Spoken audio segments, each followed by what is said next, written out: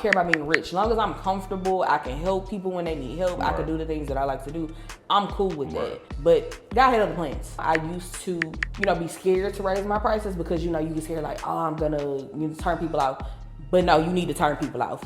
Turn people out so you can find your people. Because I think one of the things I learned in school, my professor, I don't know if I'm saying this, if you market to everyone, you marketing to no one in public relations. You have to know a little about a lot and literally be a jack of all trades, master of none, because it's truly better than a master of one.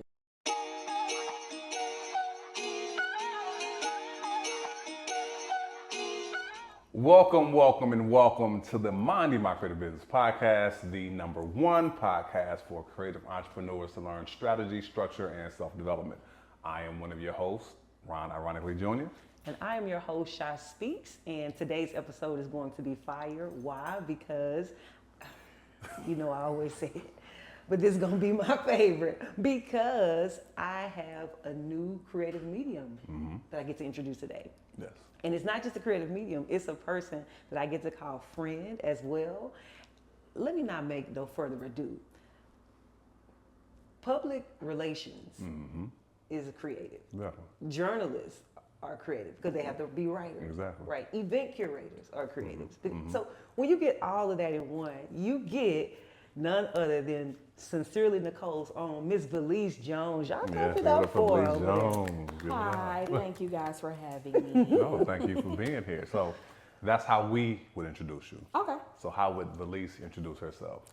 I used to say Valise J, aka the neighborhood publicist, which is a medium that was built over social media, not a platform that I purposely tried to build. But clearly people are interested in learning about what I do. So that's pretty much how I built my platform, just talking about different public relations things and teaching people how to read through, what they're actually looking at. So that's where that came from. No. Read through what they're looking at. What do you mean by that? So to know when you're looking at an unbiased piece written by a journalist versus you are reading a piece that I pitched and said, hey, spin this story and put this in my client's favor, or I'm trying to get my client in front of your audience. So teaching people to see the difference between that so that they can kind of deduce what's, I hate to use these terms, real and fake news, because of the person that coined it. But yeah, real and fake news. Okay. Yeah. And it's an art to that, huh? Yeah, it's art, it's a science. Okay. It's I would consider PR or anything in the media field, communications, really a creative science because we do have to learn a lot of psychology, sociology, and everything to reach an audience, basically. No, you talking my language there. We had another guest that was on that wanted to go into psychology and ended up going into marketing and communications, and he learned that there's some overlap and some similarities there. Yes, for sure, because you have to understand people at a very emotional and mental level to be able to sell to them, because you have to know what makes them tick. To know what they're gonna like, to make them like something, to make them believe something. Because that's why I always tell business owners when they mess up, oh, you trying to make them like your product when you really need to be trying to make them feel your product. So, and then another thing that she does, I so happen to know because I know her like that, right? So let's be clear. Let's be clear. Currently, at this particular point in time, and for the duration of, I don't know, like for a while now, at least 5-6 years, Valise is my publicist as well. So let's be clear. Let's just get that out of the way. So, and if anybody ever ran across me in a certain way, they know. If it ain't the right way, one of my cousins say like, what mode is she in? Is she like in friendly PR mode, or is she in pit bull mode? So we got two different terms. Okay. So I also want to talk about the fact when you say read through what you reading. She talks about when he talks about media, she talks about being able to tell what's going on in. Is it organic? Like, did this really just happen, or did somebody make it seem like that happened? So she can actually unpack events that happens in culture. And she just helping people, when we say the neighborhood publicist, helping them be like, that story was filtered before it came out. Right. Or this, so it's not that, it got a little GMO in it, you know what I mean? So she knows how to help us with that. So I love that about you. I think that the reason why I was excited about interviewing her, and I've held off on doing this because I'm like, wow, dang, it's gonna be my own, but what am I gonna say, you know? Right. But ultimately, I think about the people who are gonna be listening to this, those who are writers, and they're trying to figure out what they can do with a career in writing. Right. What does that look like? Is that they don't want to go the book route, and then it's like, what, you know? So I know she can speak to that piece. And then there are other people who are like into media in that way and want to be on the right side of it, and so I know she can speak to all of that. And then of course, being a part of the team eventually with me, I know even with things that she was working on with herself, also working on events. Like I know that people are watching this and can think about, okay, how can I apply that same kind of mindset into event curation and event management? And so I think about you guys more than thinking about the fact that I'm actually like interviewing my own publicist. Interviewing your own publicist, yes, Right. but you did right. You disclosed that we have a prior relationship because that's journalistic integrity. Yes. Yeah, so Absolutely. which we don't see a lot of nowadays, but Right. you know, we got it on this podcast.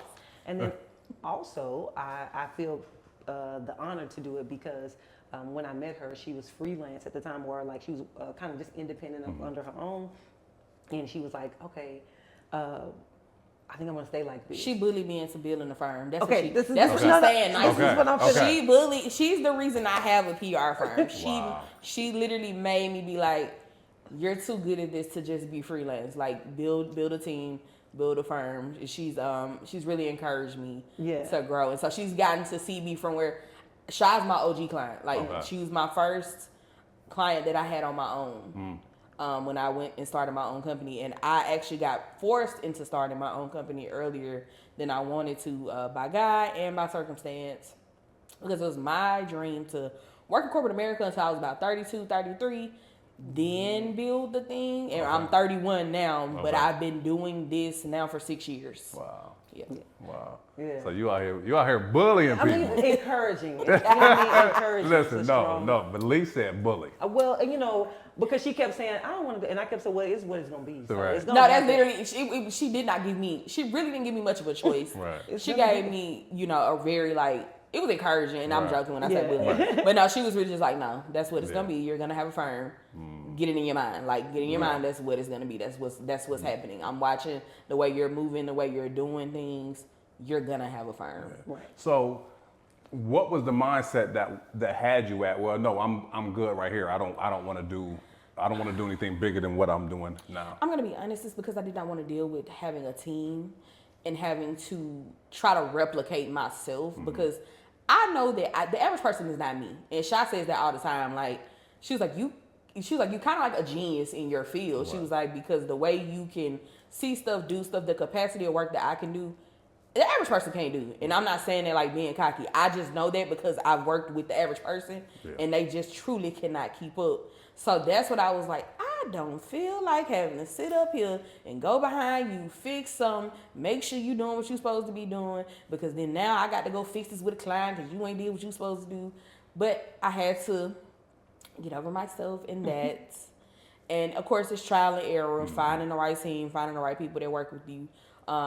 But she's now my junior publicist, who started off as my assistant. She basically harassed me to be my assistant. Wow. She like followed me on every social media platform, kept DMing me.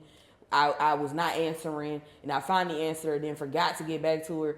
She found my email. She emailed me. She went on my website, found my number, and texted me like, hey, lady, you're going to answer me, and I'm going to work with you. And she's been with me ever since, which was about 3 years ago. I mean, as you can see, it kind of takes this extreme level to get into her, get through to her. So God sends the right people to, encourage, you know what I mean? But no, that's a very, that's a good question as far as like, what would make you not want to expand? Because the truth of the matter is, you can actually do well with the clientele that you can. Yeah, I mean, because I was freelancing. I was making about $135 a year, and that was fine. Like, I was cool with being right there, making kind of that mid six figures. I'm cool. Like, okay, because I don't care about being rich. As long as I'm comfortable, I can help people when they need help. I can do the things that I like to do. I'm cool with that.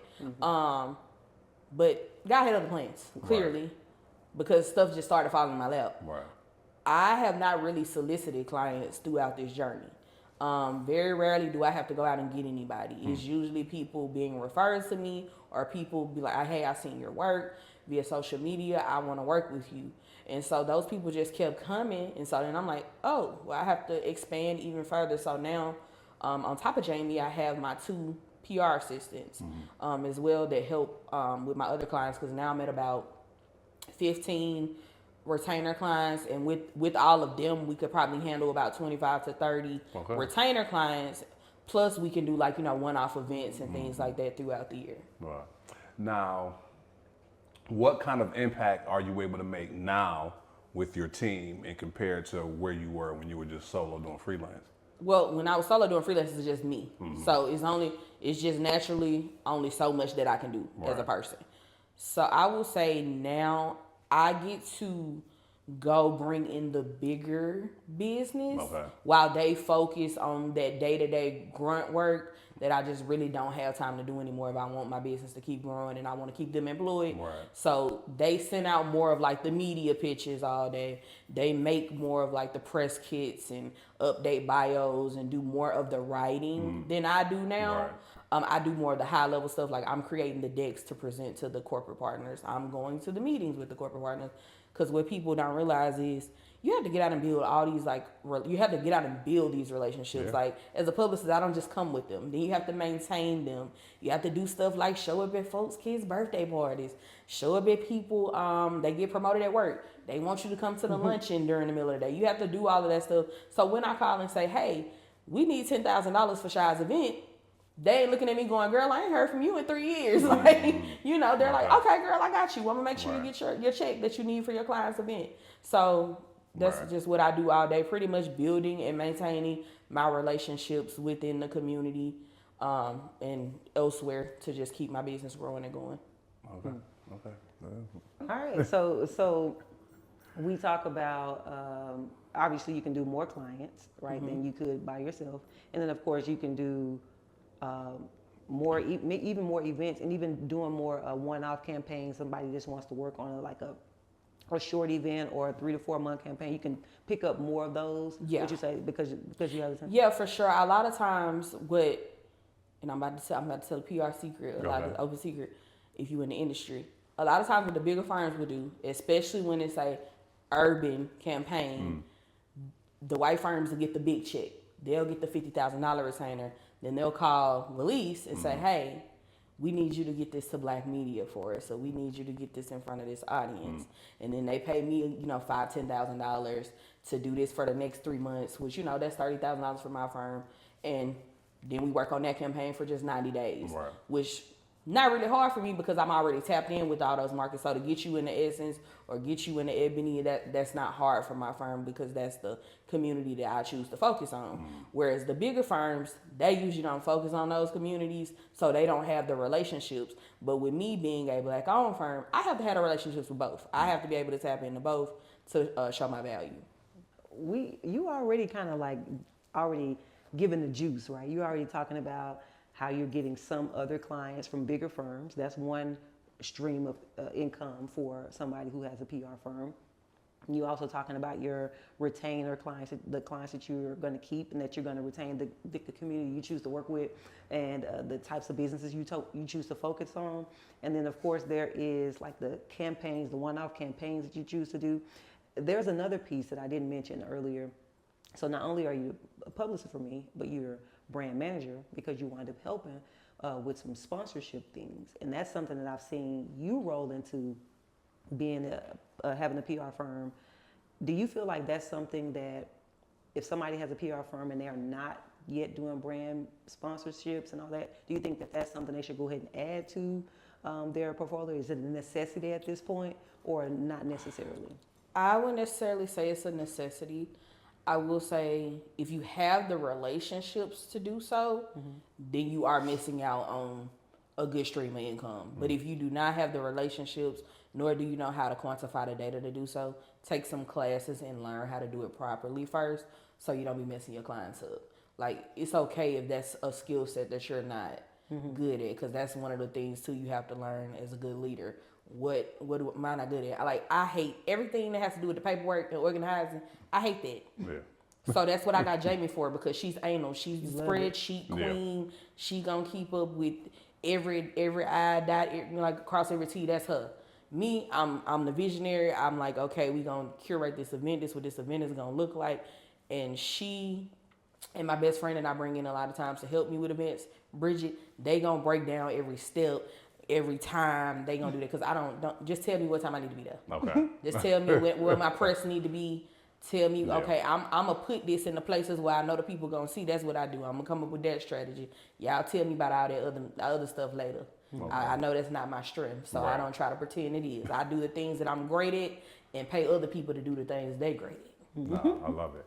Now, with that strategy, with the sponsorship piece, is that something that you're doing based off of the retainer that they have with you already, or you do that kind of like a commission base, where it's like, okay, if I'm going out and I'm getting you this sponsorship, and they, whatever, get you additional 10,000, you're taking a percentage of that, or how does that work? So you pay me an upfront flat fee because you're gonna pay me for my time, right? And pay me for the fact that I have to get a designer who's probably gonna make a deck, read through all your data, and have to write about. And I'm gonna have to write about what your event is, to give to him, to put in there, and make it look appealing. And we also have to research these different brands to pitch you to. Right. So that takes time. So you do have to pay a flat fee, and then the percentage goes anywhere from 10 to 25. It just depends on what your flat fee is. And I do have different levels based on the level that your business is at. So of course I'm not going to charge somebody whose business is only making $50,000 a year the same thing that I would charge somebody whose business is making $250,000 a year, or an established event per se. Like I have people that come to me that have established events. Maybe they've kind of tapped out in their market of sponsors that they've been working in, but they need a few extra dollars. So they'll come to me and be like, hey, we need an extra 35, 40K. Do you know where I could go get this from? Can you help me with that? And like with people like that, usually I just like, give me a percentage off the commission and so many tickets so that I could bring somebody, to the event and court people in that way, or I can give my clients and they can go. So it just depends on people's business. I'm very fair in how I do business. So I still believe in bartering. So if you got a product that I need, like for example, my nail tech doesn't charge me what she charges everybody else because I promote her business. Same thing with my hairdresser. I promote her business and bring her clients, so she doesn't charge me what she charges everybody else. So don't ask me what my prices are, because that's not going to be your price. Right. So, and I love that barter piece, right? I mean, that's kind of, I came up with that, right? Me being a music producer, I have musician friends, I have graphic designer friends, photography friends, right? We grew up in that barter system, but as everybody gets older, they like, nah, it's time out for bartering. I need that bread. You know what I'm saying? So what makes you still choose to use that bartering system? And I'm sure you're selective in that, but still, what makes you choose to I do it with people that I know I can trust to uphold their end of the deal. I'm not going to barter with somebody who I can't trust that you're going to come through with your service. Now, we need money. Like, bills got to get paid out here. Right. So I make sure my bills get paid, and I do. So every year I take on 2 projects that I will do for free for people who can't necessarily afford my services. So that's one way how I keep that going. But also, in order for me to barter with you, we already have to have an established relationship at this point. I'm not saying no new friends. I'm all out of favors. The free is a no for most people. Right. And it sounded like when you were talking about the barter, it's the barter, like you're not charging me as much, but I'm still paying you. Yeah. Right? And so then whenever I get ready to do something, I'm not charging you as much, but I'm still paying. Yeah, exactly. It's a fair situation. Yeah. Like for example, if I ask Shy to perform, I'm not gonna ask Shy to perform for free. I know she has to, especially if I'm asking her to bring her band and do a full out show, but she might not charge me what she charges a regular client to go do a show, but I'm gonna pay her something. Yeah. Like even sometimes when she needs me to do something extra, like, hey V, I need you to kind of add this on. I'm not gonna charge her what I would charge somebody new for trying to add on a service. Yeah. It's gonna be smaller, and that's because we have built that type of relationship over the years. Yeah. But of course, when I don't know you, don't come to me asking me for no favors. I don't know you like that. Right. Y'all hear that? Do not go asking for no favors, because she don't know you like that. But that's real though, because that speaks to the importance and the value of relationships. Yeah. Right. I mean, when we hear the term public relations, right? But it's really public relationships. Yes. At the end of the day, it's all about the relationships that you've established, right? That you You just talked about maintaining them, right? So it's like, I got to do stuff that I probably don't necessarily don't want to do, but I'm doing it to maintain the relationship so that when I call, it's not like, oh, well, I ain't heard from you. It's like, no, I'm willing to do that for you because of the relationship. So that's very viable in business. And I think a lot of times, especially creatives, can miss out on that because a lot of times those creatives can be introverted. A lot of creatives are very introverted, and a lot of creatives, the funny part is creatives are creative in their medium, but they forget to apply that to relationships. So I'm like, use your gift to maintain their relationship. Whether if you're like, okay, you're a producer, maybe if you send over a beat or something, be like, hey, this beat made me think of you, or this song made me think of you. It doesn't have to be something big. People always think maintaining relationships means you gotta like go out the way. Oh, you gotta go to this event. You gotta buy something. You gotta do this. It could be something that's simple. There are people that I know we had conversations and I see a TikTok video and I'll sit in the TikTok and be like, girl, I remember last time we was together, we were talking about this. You know, and that's a way to keep the connection and maintain the relationship and stay at the top of people's minds. Wow. So just be creative with the way you can, you know, in the way you can communicate with people. I love that. That's I think that's the first time I heard that one. Yeah, that's the first time I've heard that. Being creative with how you create relationships. Nobody ever says, hey, here's this beat. Like, that's a pretty cool idea. Shout out, you see what I'm saying? Y'all see what I'm saying? I told y'all, you know. Now, okay, so you're talking a bit about the relationship piece, and because there's relationships, there's room for a barter and all that. But, you know, when it comes to structure, because I don't want someone listening to this who's already maybe a freelancer, or maybe they are a PR person and they have a firm, but they were thinking, well, we're about to add on that brand partnership piece, and they're not having any structure with their pricing and packages because they're like trying to customize and free for all and barter everything. So just for clarity, do you have like set packages as well? Yes, and then, like, my prices are built off my life and what I need to survive. Right. So I don't make my prices according to what she will afford. I make my prices according to the life that Valise like to live. So Valise like to keep her hair done. Valise like to keep her nails done. Valise like to live in a certain neighborhood. I like to go eat at certain restaurants. So guess what? My prices are going to reflect that. But also the work you're going to get is going to reflect that as well. Right. But yeah, that's how I make my prices. Now I used to, you know, be scared to raise my prices because, you know, you get scared like, oh, I'm going to turn people off. But no, you need to turn people off.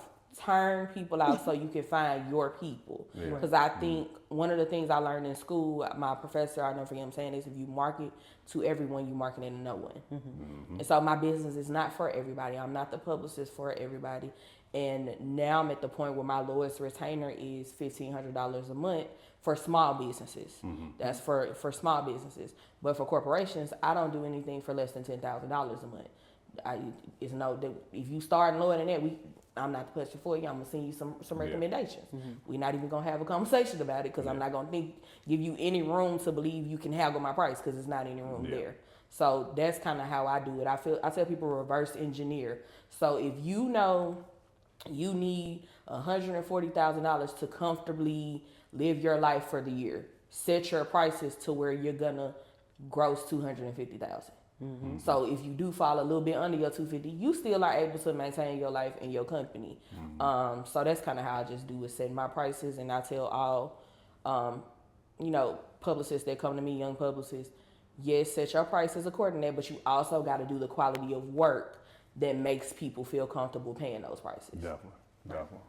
All right, so, okay, when it comes to, we got these prices set and everything, but how do I make sure my back end is set up? Because I remember talking to you. You say you want to manage the team, but it's also there needs to be contracts involved. And you was like, see, I'm gonna have to do this. I'm gonna have to make sure these contracts is in place, and I'm gonna have to hold people to this, and so forth and so on. So how does that work? When you like, okay, when I sign on with you, we go through an agreement. Do we need to make sure that there's some kind of contract right off the top, or is it like, you know, there has to be something? Especially now, I have absolutely learned my lesson about, you know, you can't shake hands with people no more, unfortunately. People don't do right by that. I mean, I grew up, you know, I'm from Birmingham, Alabama, where I can shake a man's hand and he gonna show up to come cut my grass, like he said he was gonna do. But people don't operate like that anymore. So you do have to have your contracts.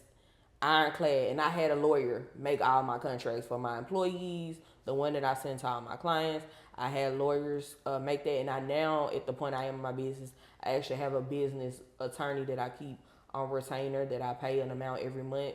So anytime if something comes up, boom, I just send it right to her. You deal with that, because I'm not arguing with you about no contract. I'm not arguing with you about no payment. And if you don't want to pay, guess what? I'm gonna put it on your credit. So, man, listen, but that's good business, right? It's like, it ain't personal, it's business.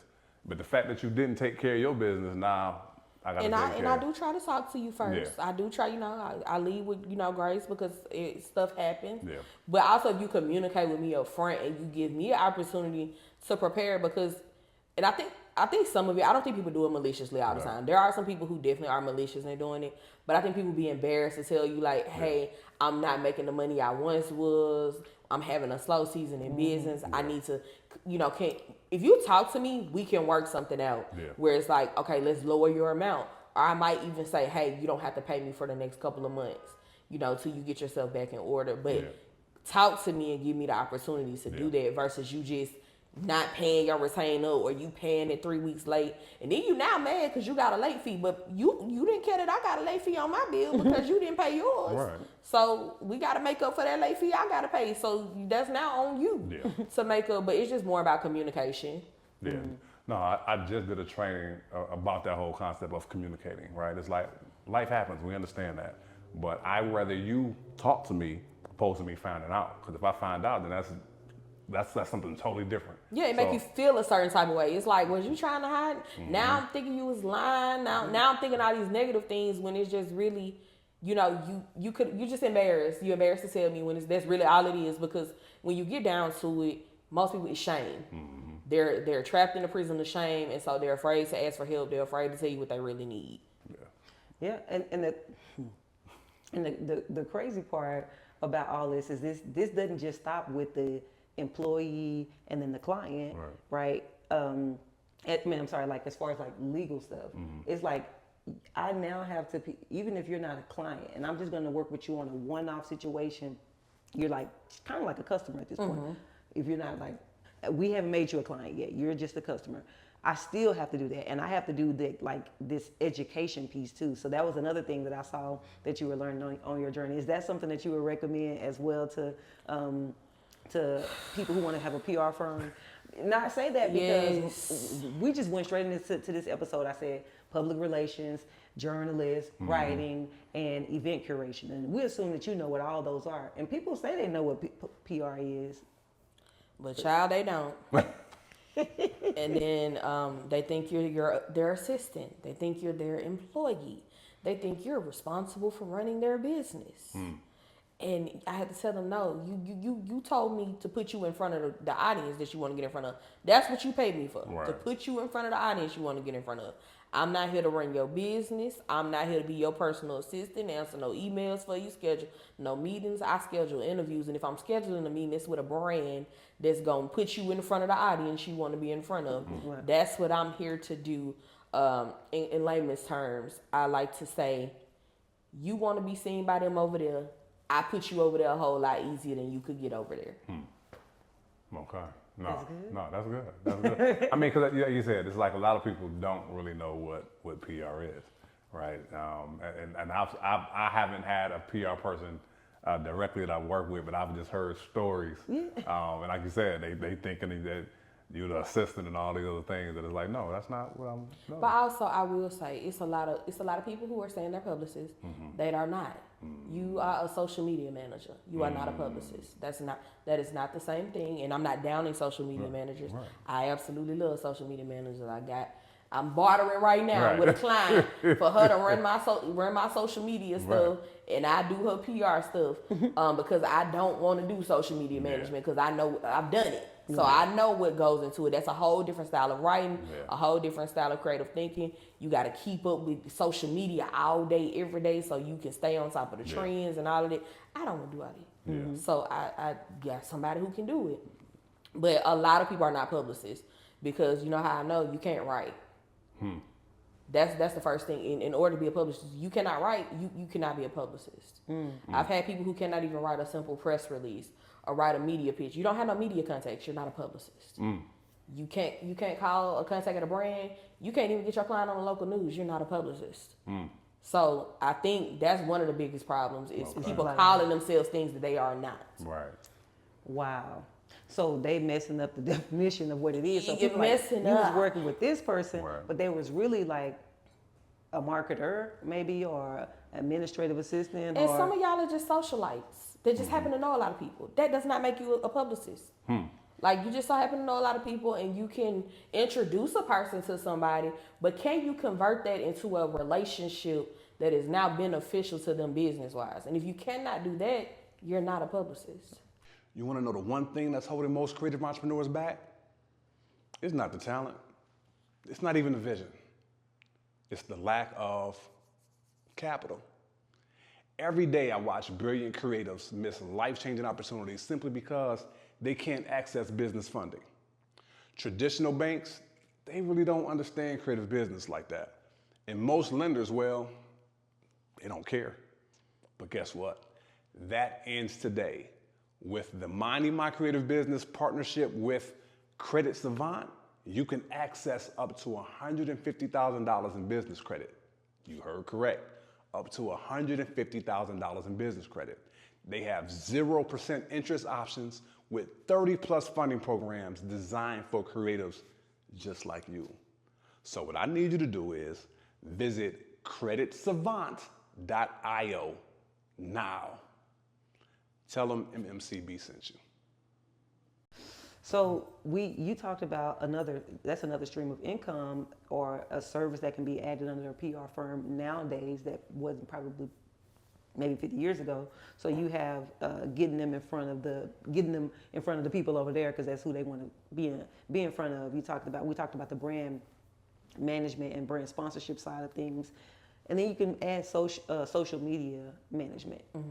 Should that be something that's under a PR firm, or should that be I say totally that separate? should only be under a PR firm if you have somebody that's dedicated to do it. So you have to. Okay. You have to have somebody that's dedicated to do it because it's a whole nother job. Yeah. And I think, of course, with this economy and everything, people roll PR, marketing, advertising all into one role. Yeah. When they do all work together, and I like to explain it, it's a car. Okay. I would say that marketing is the car, like overall the car. Advertising would be the wheels you put on the car. PR would be the gas. So all that goes. Okay. That's how I explain it because they all work together, but they are not all the same thing. Right. And now because we just live in this world of hybrid, and people do overwork corporate employees where they're doing all the things, that's really not how it's supposed to be. Because even just for a good PR team to run efficiently, like for example, like I said, I have, I think 15 retainer clients or 20, somewhere around there. Might be a little bit more because I think we just signed a couple this week. I have to have 4 people. Right. I have to. We could not do that without 4 people doing that because then myself trying to have 20 clients, I'm not saying I couldn't do it because I've done it. I've worked at a firm where I've had 35, 40 clients and had no choice but to manage all those clients well, but they're not all getting the best of me. Right. If I got 40, 45 people you're not all gonna get the best of me. But if I got 25 clients and I have 5 that I'm strictly focused on, like they're my main focus, and then my junior publicist has 5 that she's working on every single day, that's her main focus. Then my PR assistants have some that they're focused on and they're pitching for. That's a whole lot better and a better result. You're gonna feel like you're getting more, probably more than you actually are in a way. Like, but that's how you have to do that if you want to do your work in a spirit of excellence. If you don't want to do people's stuff. And I've done that, taking on too much. Where people, because like I said, people refer me to people, and I don't want to let down the person that refers said person. Right. I take on their person, and then I'm like, I really don't have time to do this. And then now I'm like about to make you mad, but I operate with integrity, so I'll tell you straight up like, hey, I really don't have time to do this, so let me go ahead and cancel your contract. And then I'm like, here your money back. Let me send you to somebody else because it's not working. Yeah. All right. So you go ahead. Yeah. So like on a day-to-day, right? We talk about Publicist, and you just narrowed it down, right? We said, okay, marketing is this big thing, but Publicists or doing PR is a little bit more narrow focused, right? But on a day-to-day, what does that look like for you as a publicist? So if I have you on retainer, right? I've met with you. You know who I want to get in front of. What does that day-to-day look like when working for a client to get them in front of? I would assume it's multiple audiences. I mean, Yeah. How does that work? A lot of research. Okay. Like a lot of reading. It is a lot of reading and a lot of writing, which is why I said if you cannot write, you are not a publicist, because that is the first step to all of it, being able to research and write properly. Okay. So I'm constantly reading, whether that be the news, whether that be a book. I'm constantly reading, stuff about my clients, about their industries, and all these different things. You have to know a little about a lot. And literally be a jack of all trades, master of none, because it's truly better than a master of one in public relations. So it's constant reading, constant research, on the phone a lot. It's a lot of meetings, a lot of emails. Now I have set a goal for my team to do 100 pitches per client a month. So they at least have to send out 25 to 30 pitches a week. So that can be media, that can be brands, that can be events, because we do have clients that do speaking and in that realm. And of course, like Shy is an artist. So if we see festivals or something that makes sense, we'll pitch her to those festivals and all those different things as well. So they just have to do 100 pitches for each client a month, no matter what that is. So day to day, that's what's going on. We're probably pitching. If I'm not outside at an event doing something, I'm probably at home on my computer pitching. Okay. So when we talk about, pitching, right? You said these 100 pitches a month. Like, who are you pitching to, and then what exactly are you pitching? Like, what does that look like? So we're pitching to different journalists, different brands, different events. And the thing people don't understand is you cannot send a generic pitch. Those pitches have to be tailored to whatever medium, to whatever journalist you're doing, because journalists, they hate generic pitches. Do not send a journalist a pitch like they're on some email list that you just picked up and put, hey, everybody, this is ShySpeaks, and she do Civilized Fest, cover this. Like, they're going to ignore you. And a lot of them will put you on a block list. Yes, journalists will block you from emailing them. It has happened early in my career. Thank God, don't happen as much more. But when I was a baby publicist and made mistakes like sending out, just a generic pitch. But so that takes time. You having to, because like I said, research. I have to go research the journalists. I have to go read their pieces so I can reference like, hey, I saw you wrote about this.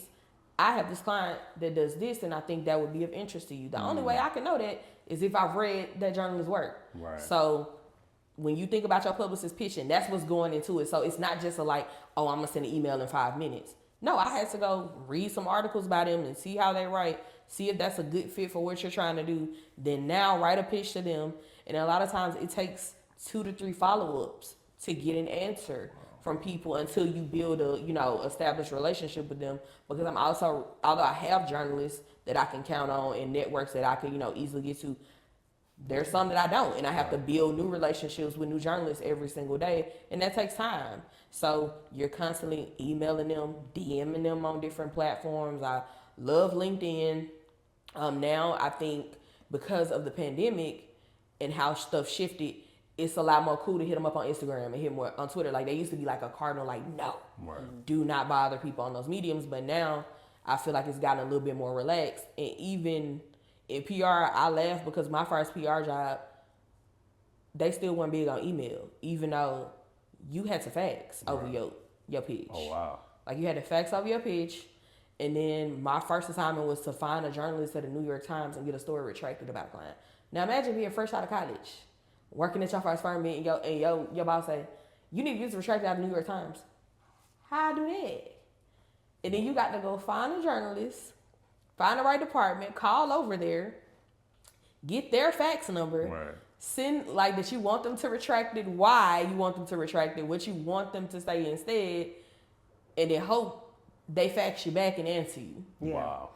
So you're bringing up another piece of this, and I feel like we've leaned so far onto the PR side that we haven't I mentioned a couple other titles from the get-go, which is like kind of event curation and also like writing, because there's a way to monetize that as well, and tie that into your business. But we leaning so far into the PR side, and now I want to move on, but it's like when you say redacted, so we're pitching you positively to people. It pretty much sounds like matchmaking. So PR is matchmaking. I'm making a match between you and the media company. I'm making a match between you and this brand partner that I feel like would be a good fit for you. I'm making a match between you and this event that you should be a part of, so forth and so on. But then, okay, there's a negative side of PR where, it's still positive for the PR, but it's a negative side of what happens to public figures. Sometimes somebody says something negative about you, and now I have to move from pitching you to trying to help get something redacted. Yeah, which is crisis management.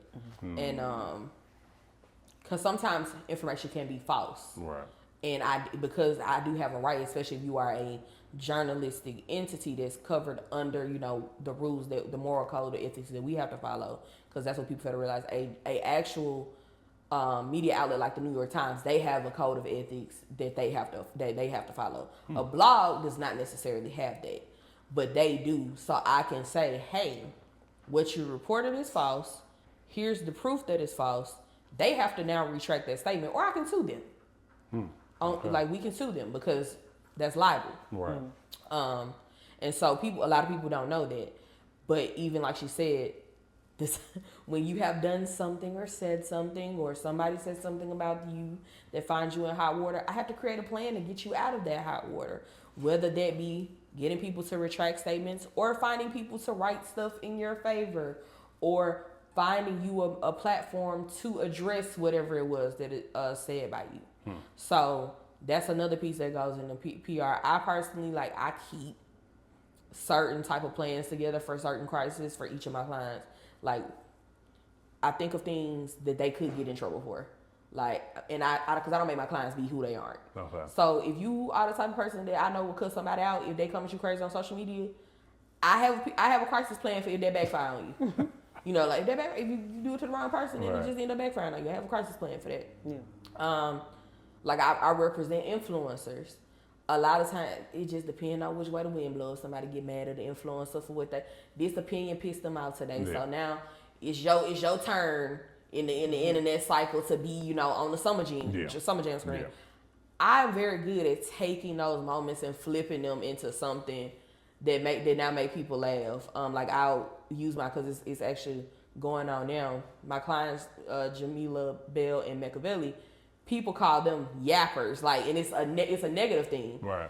But we have taken that and turned that into a positive, which is now one of the reasons brands like to work with them, because they like to talk. They talk about a bevy of different things. They don't have a niche, so they talk about a bunch of different things. And we now have this joke. Oh, I just be yapping. That's the thing. It's a part of their brand. Okay. And so I turned that into a positive, which started off as a negative thing, and people coming at them negatively on the internet about, y'all just be yapping and talking. Well, okay. Y'all forgot, we grew up watching Ricky Lake. We grew up watching people just yap. So that's what we're going to turn them into. Yeah. So you have it. So you, that kind of answers your question about the day-to-day. So we know what goes into the work of a PR firm, which is good for our viewers who are listening. It's like, this is what you're up against. You pitching all day. You may have to redact certain things only if it's not true, or maybe get them to edit, and you can provide more context to certain things. You are following up on email, following up. You're meeting. Because after you follow up and somebody says yes, now we got to hop on the call, have the meeting. After we're meeting, there may be another. Have 3 more meetings about the meetings. Before I tell people all the time, it takes like seven meetings before you get a yes for most brands. 7. Right. It's every blue moon I will get one that give me a yes just off an email, and I'm always super appreciative when that happens. But I spend the time proving that you're, I don't like to use the word worthy, but proving that you are capable of doing what they need to reach their objectives, so you don't have to. Yeah. So I take that work off your hands so you can focus on whatever your job is and whatever your work is that you're doing is. Yeah, and it's the same concept as far as when we talk about marketing, where there's 7 points of contact before somebody buys from you. Yeah. So it's the same. It's the same. It's the psychology of people. Okay. Like that you can apply that to anything you want people to do. You want people to change a behavior. It's usually gonna take you 7 to 10 months to get them to change their behavior. Like, so if you put that in your mind, you apply that to everything, and also think about yourself. How long it take you to commit to something? Right. So think about it's gonna take them just as long, if not longer, to commit to what you got going on and to buy into it. And sometimes they might buy into it at a lower level at first, but then once you execute it, then it's like, okay, I saw you execute that with 5. Okay, we're gonna come back this year and give you 10. Right. Ascension. Yeah. Okay, so listen. I want to put you in the hot seat at this point because we're running out of time, and I want you to just begin to drop the juice and the gems on those who care for the writing side of things. Okay. Like they want to write, and maybe they're not a PR person, and they don't want to write for a PR firm, but they can just write. And I know that there are times where you be like, I like what you're doing. You're like, oh, I just finished writing this, whatever. I just submitted this. So there is a way to make money as a writer, and you incorporate that into your business. Tell me a few ways that you can make money. Well, so I was a journalist first. I'm a journalist by trade first, became a publicist after the fact. So writing first love. But you can do copywriting, and that's for websites, that's for social media, that's for decks. Because what a lot of people don't like to do, and a lot of people are not good in America, is writing. And so people will pay you top dollars to write. Big companies, small companies, people, it is a good way to make money off writing. Publications now do a lot of freelance pieces. So even now, I still write for different mediums. As a journalist, I'll cover stuff for them, and they know I'm going to be there. Like for Essence Fest, when I go every year, I have different outlets that'll pay me to write a piece, recapping what happened at Essence Fest for the day. Because they don't want to pay to send a whole journalist down there. They know you already there. I know you're a good writer. Pay you to write the piece for me. Because now I only got to pay you whatever, $1,500 or whatever, instead of having to send a whole person down there, pay for hotel room, get them a stipend. I'm going to give you $1,500 to write this one piece. But how do they know that? That I can write? Yeah. Well, one, in your pitches show that you can write. Okay. But also I literally went to school for journalism. Right. But you said like for somebody else, what you're trying to say. Yeah, put yourself how do you out get there. their business? Okay. Literally create it doesn't have to be an extensive website, but create your website that showcase that you are able to write. And put yourself out there. Use Fiverr, use Upwork, reach out. I've had copywriters reach out to me, just email cold pitches. Like, hey, do you need something written? Do you need a blog? Do you need this, that, and the third? Just reach out to people. You have to put yourself out there and show people that you can do that. Okay. And then, so now, in the spirit of hot seat, let's go ahead and talk about event curation, because that's something. Let's talk about that. Because you just said, like, writing, you can kind of get $1,000, $1,500, $2,000. So is there more money that you can make in writing before I move on to event? Oh yeah, if you can get clients that will, like retainer clients, I have friends that are copywriters that's making $20,000, $30,000 a month. Yeah. Because they write for big like corporate companies, tech companies, all these different things. They do out like for websites, newsletters for their employees. They do all that different copywriting for them, social media copywriting. So it's just really you got to do your research and decide what type of writing you like to do. So don't pick a medium that you're not gonna have fun doing. I have people that I have bloggers that make $15,000, $20,000 a month just write blogs for different companies about different things. So you can do a lot with it. So, and I know what you want to, but I'm just saying as far as like with the introduction of AI, I mean, even though AI has been around forever, but people now utilizing that to write, has that been an issue, or does that take away from the bottom line for people that write? I'm going to be honest, it's only an issue for people that aren't smart. Elaborate. Because anybody who truly cares about their business, they still gonna want somebody to check behind the AI to make sure that the AI has the facts correct. Because if it does not, now that's opening your company up to a world of trouble. Like you print something or post something on your website that's completely false.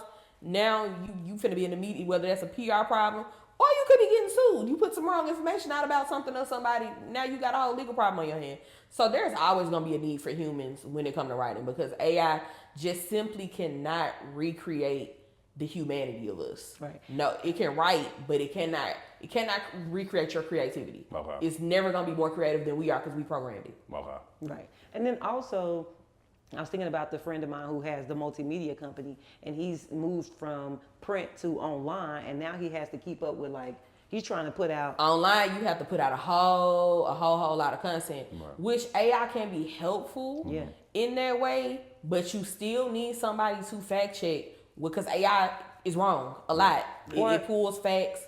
Because you got to think, it searches the internet real quick and pulls stuff and puts information together and it splices it together. It's so many times that I have seen people send me some AI. I'm like, that's not true. That ain't even true. Like, I've had to tell them, like, that's not true. You need to take that out of there. Right. And they're like, oh, well, the AI said, you need a person to check behind the AI. Right. Like, so I would say if you're going to utilize AI, you still need a person who checks behind it to make sure it's correct, which is why I feel like writers will never be obsolete. Okay. Right. And then also, like, if you're, so I'm going back to this multimedia company, and they're trying to produce 3 to 5 pieces of content every day for their website just to stay relevant. As a writer, you can reach out to them and say, hey, I'll be a part of the team. I'll come on as a writer. Because even if I'm using AI, somebody still got to publish it. You got to publish. You got to go on the thing, push upload, put the picture with the write-up and post it. And also, you may be writing on some current events that have happened. You may be writing on an event that just happened last night. AI wasn't there, right? So you're going to help them keep. So I think that's an outlet. So if you're a writer, I'd say reach out to my friend who's a multimedia company and say, hey, can I be one of the writers on your team? And then try to get on retainer with him because he needs a lot. Yeah, he needs a lot of content. That's good. So all right, so that's one piece. I want to move real quickly to event curation and management. Okay, so. Let's talk about that financially. If somebody could successfully do 4 events a year, and these 4 events have like couple hundred, 300 to 500 people, right, at it, like financially, can you build a business off just being an event curator? Yes, you just got to be stressed out a lot. Would that be enough? You know, can you put together a price point to say, hey, okay. Yeah, it's an audience for you. I tell people, do not be scared to price yourself as long as your quality, I'm going to say it again, the quality of your work match the price, because a lot of y'all be liking to be $10,000 packages and you do $1,000 work. But people don't mind paying you if they see the work is worth it. I know I have friends who all they do is events. That's what they do all day, every day, don't do nothing else. They making $500,000 to $1 million a year. Right. So there's an audience for everything. You just have to pick what kind of events you do. My business is built out doing stuff in the community engagement and touching the people. So I make a good chunk of my money does come from events. I would say now my business at minimum I make $100K a year off just events alone, and that's not events that I produce. That's me doing them for my clients and being paid off that. And then now that I have my nonprofit and we're doing our own events, I don't make that money, of course, a nonprofit does, but we probably 40% of what we're going to make on the nonprofit probably is going to come from the events that we're curating throughout the year. So definitely event curation is lucrative if you have the patience and you are graced by God to do that full time. I could not do that. And that'd be the bulk of my business every day because I'd probably flip a few tables over. But yes, if you grace to do that, you love that, you love all the hustle, the bustle, the changes, the rigmarole, I definitely say it's worth doing full time if that's something you love to do. Okay. No, listen, you got the. I've answered all. I mean, I've asked all my questions. I'm good. Like So all right. Good. So okay, if somebody did, we know what writing is kind of you and the AI and the person you're writing for and trying to be as true as possible and real and creative as possible. With the event curation, is there some kind of structure that they need to add behind that, like some kind of administrative something that they need in the back end, some kind of what they need? Definitely gonna need a person that understands operations. Definitely think you need a project manager. Volunteer, you need a volunteer database. You need to build that up. You need to have reliable volunteers. I would say you at minimum need to make sure you have a budget of $2,500 to $5,000 of day of event people that you're gonna hire or week of event people. Of course, your event manager. We do in the world usually if your budget for your event, let's just say your budget is $250,000. You need to have at least 15% of that allotted to go to marketing. already off the top, because you know, for you to make that back, you're gonna have to spend 15% of that on trying to make that money back and make a profit. So I would say you need an operations manager, a project manager, and you need at least 5 to 7 volunteers, solid volunteers that you can have. And of course, if you can hire a day of and a week of team, if that doesn't come with, if you don't have that already on your staff, then I would say hire those people to work with you the week and a day of, because so many little nuanced things go wrong with events. Like, you might get to the venue and realize they don't got no ice. You, as the event man, you don't got time to go get no ice, so you got to send somebody else to go get the ice. Yeah. Because you got to deal with the bigger things. So, yeah. No, that's good. That's good. Yeah. So basically what it sounds like, Ron, is we need the event manager, because they out here making $500,000.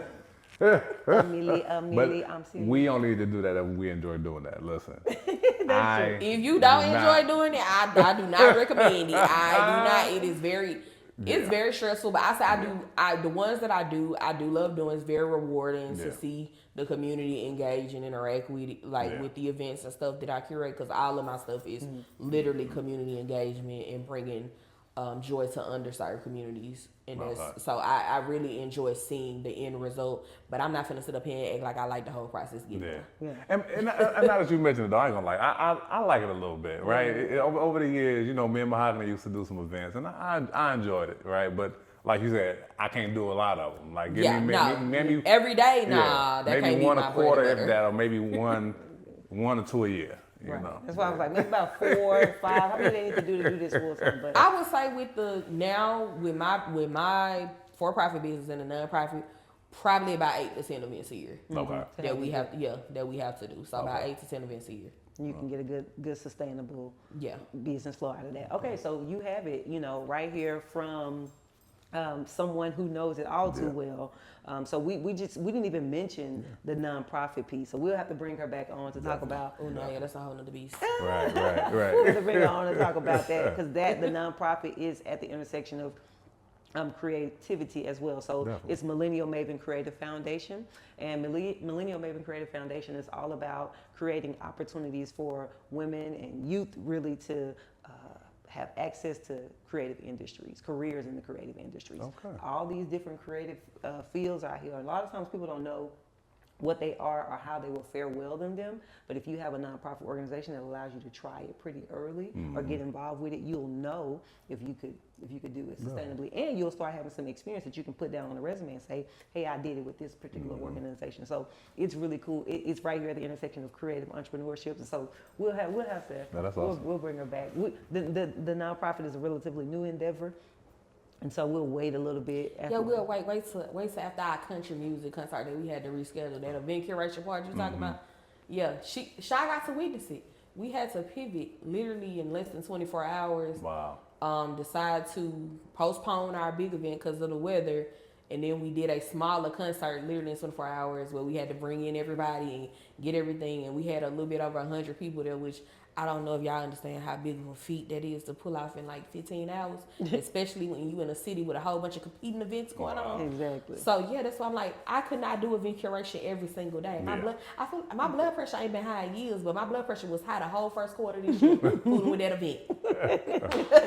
Wow. Man. Wow. Well, listen, thank you so much for coming on to talk to us about the world of PR, from the freelancer side to moving into a small team, and then of course like a PR firm, a growing PR firm, where you get your clients, how do you make money, how do you structure that, what you need on your team, junior publicists, assistants, operations persons, all the things that you just told us about. So I just want to thank you so much for coming on. This is our first publicist that we've had on the podcast, and who is also a true journalist, okay, and who is also an event curator, because some people who run events, big events, know that they need a PR person. Right. That's why I wanted to bring this person in.